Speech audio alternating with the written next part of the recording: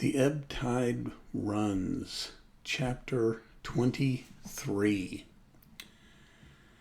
The Coracle, as I had ample reason to know before I was done with her, was a very safe boat for a person of my height and weight, both buoyant and clever in a seaway, but she was the most cross-grained, lopsided craft to manage. Do as you pleased, she always made more leeway than anything else, and turning round and round was the maneuver she was best at. Even Ben Gunn himself has admitted that she was queer to handle till you knew her way. Certainly I did not know her way. She turned in every direction but the one I was bound to go. The most part of the time we were broadside on, and I'm very sure I never should have made the ship at all but for the tide. By good fortune, paddle as I pleased, the tide was still sweeping me down, and there lay the Hispaniola right in the fairway, hardly to be missed. First she loomed before me like a blot of something yet blacker than darkness. Then her spars and hull began to take shape, and the next moment, as it seemed, for the further I went, the brisker grew the current of the ebb, I was alongside of her hawser and had laid hold. The hawser was as taut as a bowstring, and the current so strong she pulled upon her anchor. All around the hull in the blackness the rippling current bubbled and chattered like a little mountain stream. One cut with my sea gully and the Hispaniola would go humming down the tide. So far so good, but it next occurred to my recollection that a taut hawser suddenly cut is a thing as dangerous as a kicking horse. 10 to 1, if I were so foolhardy as to cut the Hispaniola from her anchor, I and the Coracle would be knocked clean out of the water. This brought me to a full stop, and if fortune had not again particularly favored me, I should have had to abandon my design. But the light airs which had begun blowing from the southeast and south had hauled round after nightfall into the southwest. Just while I was meditating, a puff came, caught the Hispaniola, and forced her up into the current, and to my great joy I felt the hawser slacken in my grasp, and the hand by which I held it dip for a second under water.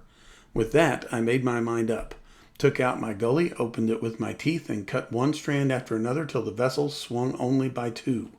Then I lay quiet, waiting to sever these last, when the strain should be once more lightened by a breath of wind. All this time I heard the sound of loud voices from the cabin, but to say truth my mind had been so entirely taken up with other thoughts that I had scarcely given ear. Now, however, when I had nothing else to do, I began to pay more heed.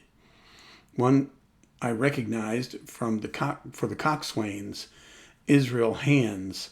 That had been Flint's gunner in former days. The other was, of course, my friend of the red nightcap. Both men were plainly the worse of drink, and they were still drinking. For even while I was listening, one of them, with a drunken cry, opened the stern window and threw out something which I divined to be an empty bottle. But they were not only tipsy. It was plain that they were furiously angry. Oaths flew like hailstones, and every now and then there came forth such an explosion as I thought was sure to end in blows. But each time the quarrel passed off, and the voices grumbled lower for a while, until the next crisis came and in its turn passed away without result. On shore, I could see the glow of the great campfire burning warmly through the shoreside trees. Someone was singing a dull, old, droning sailor's song, with a droop and a quaver at the end of every verse, and seemingly no end to it at all but the patience of the singer. I had heard it on the voyage more than once, and remembered these words: "But one man of her crew alive, what put to sea with 75." And I thought it was a ditty rather too dolefully appropriate for the company that had met such cruel losses in the morning. But indeed, from what I saw, all these buccaneers were as callous as the sea they sailed on. At last the breeze came, the schooner sidled and drew near in the dark. I felt the hawser slacken once more, and with a good tough effort cut the last fibers through. The breeze had but little action on the Coracle, and I was almost instantly swept against the bows of the Hispaniola. At the same time, the schooner began to turn upon her heel, spinning slowly and end for end across the current. I wrought like a fiend, for I expected every moment to be swamped, and since I found I could not push the Coracle directly off, I now shoved straight astern. At length I was clear of my dangerous neighbor, and just as I gave the last impulsion, my hands came across a light cord that was trailing overboard across the stern bulwarks. Instantly I grasped it. Why I should have done so I can hardly say. It was at first mere instinct. But once I had it in my hands and found it fast, curiosity began to get the upper hand, and I determined I should have one look through the cabin window. I pulled in hand over hand on the cord, and when I judged myself near enough, rose an infinite risk to about half my height, and thus commanded the roof and a slice of the interior of the cabin.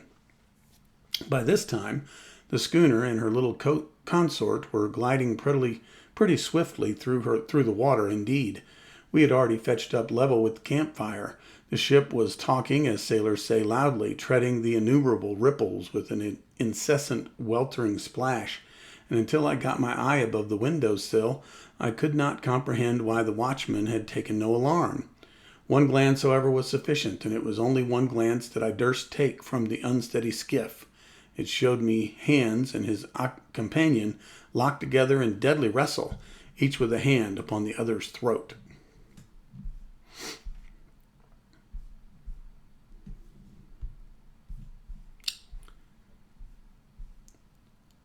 I dropped upon the thwart again, none too soon, for I was near overboard.